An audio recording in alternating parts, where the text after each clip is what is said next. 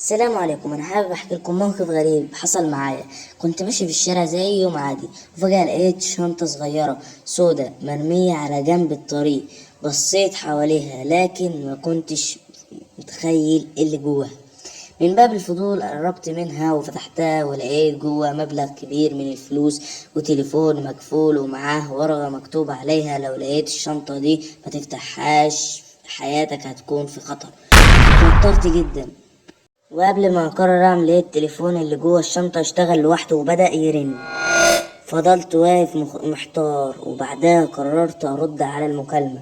سمعت صوت راجل بيقول: لو انت لقيت الشنطة لازم تسمعني كويس، الموضوع مش زي ما انت فاكر.